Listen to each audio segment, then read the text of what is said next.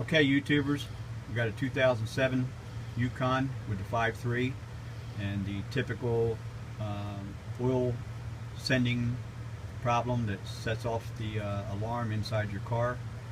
I'll list the codes down at the bottom of the email.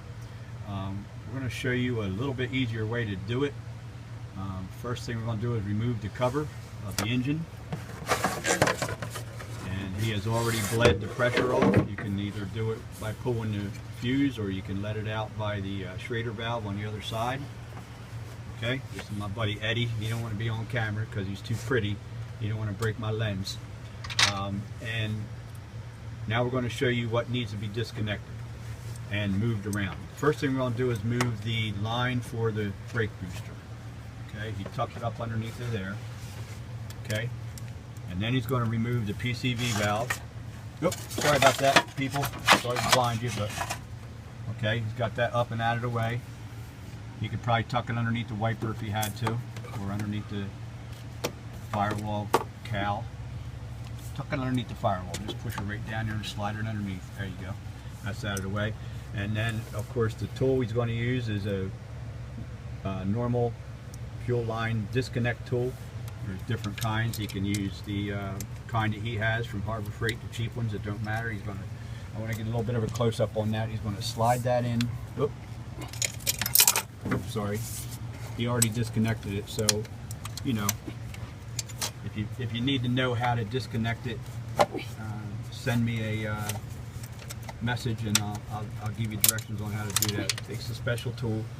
There's this kind that he used, and then there's the other kind that are just round and they slide on, kind of like the same as an air conditioner line. So he's got that disconnected, and then he's got plenty of room. I want to show you the tool he's going to use to take it out, because he can reach back there with his hand now, even as big as his hands are. He can fit them back there.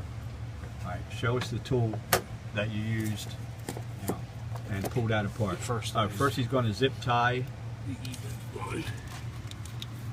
It's hard to see with his big mitts in the way, but it's harder for big people to work on cars, especially today, because everything's so tight. I have much smaller hands, and I can get in there, but this is his job, so I'm letting him do it and guiding him a little bit. He probably knows more about it than I do on this job. All right, now he zip tied it right there, and everything's out of the way. Now you unplug the oil pressure sensor. Unplug the oil pressure sensor. I'm going to reach back and unplug it. Okay? Because with all that stuff in the way, you are probably going to drop that thing. He's got a 27 millimeter socket. He's got an extension, wobble extension. It probably doesn't really matter whether it's wobble or regular. 1/2 inch drive. And he also has this 1/2 inch adapter that plugs into the end of the extension, and it has a head on it, a hex head, that he's going to put that ratchet wrench on there. And what size is that? 19 3/4. That's a 19 3/4 or 3/4. Okay, so he's going to take that out. Now what he's working on, he's not only going to take out the sensor. Sometimes the sensor's bad, but there's also a oil lifter, a lifter valve. Oil filter valve. It's a oil valve, lifter valve. Am I saying it right? Yeah. Lifter valve oil filter, and whoever designed this vehicle should be punched in the face by everybody that owns one, because when you see this little tiny filter, you're going to be like, that had to be done on purpose. There's just no way to keep oil going through there without this thing getting plugged up. Now, do you have the new one, Eddie? I want to show him that. Now, he's going to try to pull out the filter by hand, but we also have a camera. We might have to go back there with the camera. And here's the filter, and I don't know which one the part number is. Do you, Eddie? Oh, here we go. Here's the GM part number. Okay, it's 12585328. All right, and can you open one of them, Eddie, so we can show them how small this piece of crap is?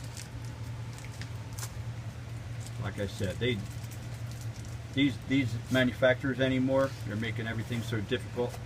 So us mechanics, backyard mechanics, whatever you want to call yourself, it's a lot cooler to call yourself a tech, but we're not really techs. We try. But anyway, look at the size of this filter. All right, compare it with my finger. And look how fine that screen is. That's metal screen, right, Eddie? Yes. I mean, it's ridiculous. It doesn't really take much for this to get plugged up. And this job here, we already replaced the oil pump with the updated version, okay? Because that's what we were told it was by everything that we studied and everything that we looked at. And he drove it for 2 weeks. The oil warning thing came back on again, and of course the truck's back. So we started doing a little more digging, and we found a post on Just Answer. Listen, if you got to find something technical that you've never done before, or you want information that you never heard before, search it on Just Answer. JustAnswer.com. JustAnswer.com. Just Answer. And they got really good mechanics on there, really good posts. They post a lot of stuff. And then of course, if you need to go into more detail, if something don't cover your subject, then you would go ahead and just pay the money. I'm telling you, it'll save you so much time and actually money, labor, things of that nature, because they give really good answers. So that's what we're working on today, and we will post other videos on different subjects and different trucks and different cars and stuff like that, because I know we both have used YouTube a lot, and we got a lot of really good information from other mechanics, and I really appreciate all that. They've saved me a lot of time and money working on people's cars as a private mechanic. So I want to return the favor and post some stuff that really there's not many posts on there, and we try to do it step by step so it makes it easy for you. So we're going to close it out right now. I don't know if he's able to get that filter out yet or not. No. Did you get the sensor out yet? Yes. Okay, sensor is out, but you don't think you're going to be able to get it out without the camera? Because I got a pick here if you want to use the pick. You might be able to reach down in there and get it out with a pick. Is it stuck in there really good? Yeah. The problem is it's got a little O-ring seal on there, and no doubt that's got oil, what do they call that? I want to say oxidation, but it's not oxidation. Oil residue, shellac you might want to call it, that's built up in there. And so he's on top of it. He's working hard to get it out. The problem is it's plastic with a metal screen, and you certainly don't want to break it. You don't want half of it in there. Don't really know why it has to be in there. Don't make no sense. I thought that's what the oil filter was for, but it's probably just designed for them to make more money. What are you going to do? All right, hope this helps you guys out. Subscribe, like, dislike, hate, whatever you want to do on the bottom. I got a lot of, well, not a lot, I got quite a few other mechanical videos on there that I think are important to give you some tips and help and stuff like that. And if you have any comments, just leave them down below and I'll get back to them and answer you when I go back on YouTube. Thanks for watching. Have a good one.